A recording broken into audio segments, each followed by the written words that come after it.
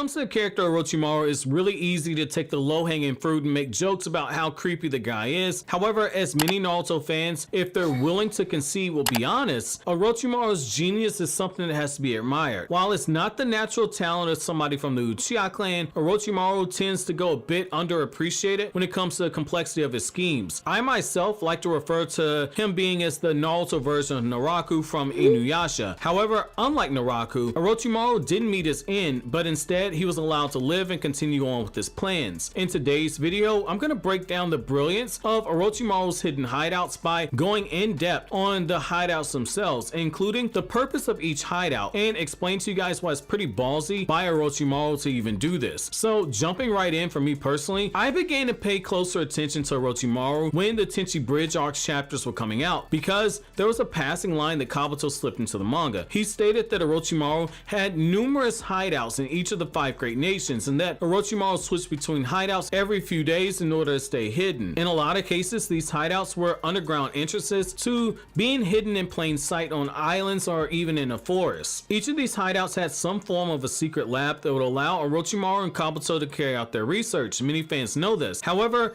that's also why Orochimaru was able to cross paths with Kabuto after Kabuto killed his adopted mother in the manga, and that's part of why it was so hard for Konoha to find Orochimaru, because he had so many different places he could hide. While it's never confirmed, I would like to think that some of these hideouts were established during his time as a member of the Root when he served on a Danzo, as well as his brief period in time when he was a member of the Akatsuki, since we know his Akatsuki ring is in one of his hideouts. So the hideout between the hidden sound village is built beneath the surface of a tree. A snake skull appears at the top of the entrance, and the hideout itself is deep underground. So essentially, this is the base where Orochimaru traveled to after losing his arms to Hiruzen Sarutobi, and this is where Orochimaru stayed for a pretty decent portion of part 1 of Naruto. So while this was also a lab, it was also a hideout because it was Orochimaru's main headquarters inside of the hidden sound village. In the Naruto anime, when Jiraiya led Naruto and Sakura to this hideout, a large portion of the hideout was destroyed. However, for someone like Orochimaru, losing one hideout means absolutely nothing when you have so many different hideouts that you can bounce between. For instance, the southern hideout is stuck on an island far off the coast of the Land of Waves. The purpose of this hideout was to hold many of the prisoners for Orochimaru, because Orochimaru, as we all know, has experiments, and he's gonna need fresh bodies to cut open and to dissect and use jutsu on, and whenever he needed them, these prisoners would be transported from this hideout to wherever Orochimaru was. This is also the hideout where Karin Uzumaki was stationed after Orochimaru saw fit to make her the warden of the hideout, largely due to her sensory abilities. The location of the northern hideout is pretty much unknown, but it is surrounded by rocky terrain, and it is pretty large in scope, so there is some question whether or not this hideout might be near the hidden stone village. Now, this is also the location where Orochimaru would have prisoners transported to, and it would be here that he would carry out his numerous experiments on people, in particular the curse seal. This would be the very same hideout where Jugo was locked away at. So when you get to the eastern lab, like the main hideout, this also has a snakehead for an entrance. So this is the lab where Sasuke traveled to when he freed Suigetsu. The exact nature of the experiments that went on here isn't completely known, but given that we have large cylinders that were filled with liquid, it's possible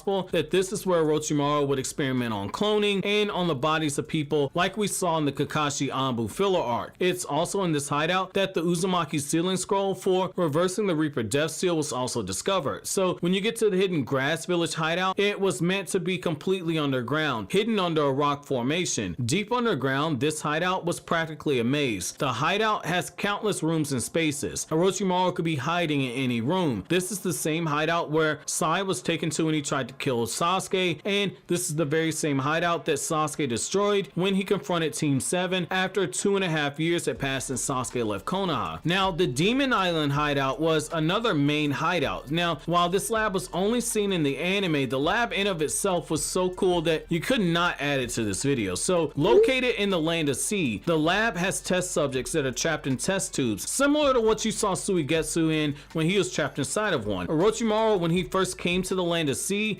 ravaged the people here, killing some of the people and kidnapping a lot of them who he found interest in. Also, he could experiment on them. Orochimaru's ultimate goal was to create the perfect underwater ninja. While it's never confirmed, I like to think that he came up with this idea of having a monster like this after seeing Kisame during his time in the Akatsuki. Now, Orochimaru also has one more lab that is far away out at sea. This is the lab that is mostly seen used by Kabuto. This lab was mainly put together to be used by Kabuto himself, as evidenced by the fact that the lab has a ton of medical equipment inside of it. The lab also has a machine that extracts the blood from the test subjects, which makes it very likely that at some point Karin Uzumaki was brought to this lab, since we know from the brief moment when Kabuto referenced Karin Uzumaki, we saw her being hooked up to one of these machines. In this lab, we also see walls upon walls of failed test experiments, ninja tools, crates, and a bunch of sealing scrolls. This is the lab where Kabuto came to when he pumped Orochimaru's DNA inside of him.